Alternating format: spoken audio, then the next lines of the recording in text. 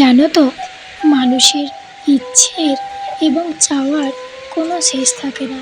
ঠিক সেরকমই আমারও একটা ইচ্ছে আছে, একটা চাওয়া আছে। আমার খুব ইচ্ছে আমি নিজে কিছু কাজ করে নিজের টাকায় ভগবানের জন্য কিছু করব। তবে সবার যে সব ইচ্ছে পূরণ হয় তেমন কিন্তু নয়। আমি জানি না আমার এই ইচ্ছেটা পূরণ হবে কিনা। আমার ইচ্ছে ভগবানের সেবা করা, প্রতিদিন ভগবানের ভোগ রান্না করে ভগবানের উদ্দেশ্যে নিবেদন করা। এই ইচ্ছেটা আমার। জানি আমি টাকা পয়সা ছাড়া কোনো কিছু সম্ভব নয়, তাও এই ছোট ছোট ইচ্ছেগুলো আমি পূরণ করার চেষ্টা করব। জানি মনে ভক্তি থাকলে সব সম্ভব। আজ শুক্রবার, মা সন্তোষী মায়ের পুজোর বার। সোমবারে যেমন বাবা মহাদেবের পুজো হয়, বৃহস্পতিবারে যেমন মা লক্ষ্মীর পুজো হয়, ঠিক তেমনই শুক্রবারে মা সন্তোষী মায়ের পুজো হয়। আর আমি এই ব্রতটা করি, সেজন্য আমি গুড় ছোলার প্রসাদ বানিয়ে ঘটের মধ্যে অল্প দিয়ে তারপর ভগবানের সামনে ভোগ নিবেদন করলাম। মা সন্তোষী মা কিন্তু এই গুড় ছোলাতেই সন্তুষ্ট। তোমরা যারা জানো তাদের নিশ্চয়ই আর বলে দিতে হবে না মা সন্তোষী মায়ের জন্য, তাই আমি গুড় ছোলা প্রসাদ বানিয়ে নিলাম। আর এই ব্রতের একটা সব থেকে মূল্যবান নিয়ম সেটা হলো এই দিন তুমি কিন্তু কোনো টক দ্রব্য খেতে পারবে না।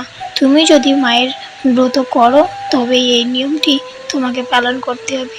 আর সাথে যদি তোমার পরিবার পালন করতে পারে তাহলে তো খুবই ভালো। আমি দেখেছি যখন কোনো কারণে কষ্ট হয়, দুঃখ পায়, তখন ভগবানের কাছে গিয়ে 2 মিনিট বসলে মনটা এত শান্ত হয়ে যায় কি বলবো।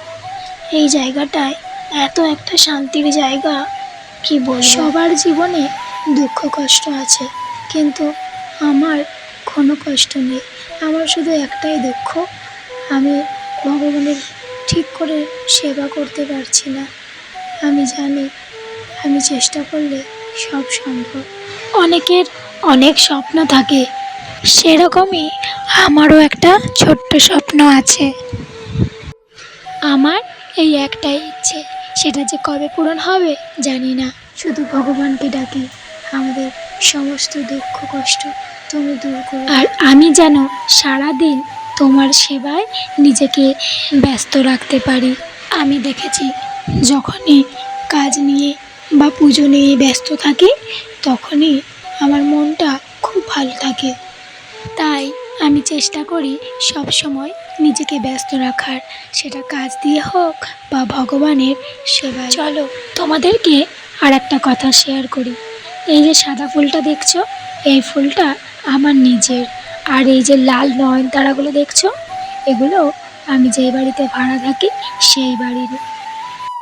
এই জন্যই বলি আমাদের একটা ঠাকুর ঘরের আশা করা নেহাতি বোকামি। আমরা যা যাবর, আজকে এই জায়গায় কালকে ওই জায়গায়, আমাদের থাকার কোনো নির্দিষ্ট জায়গা নেই।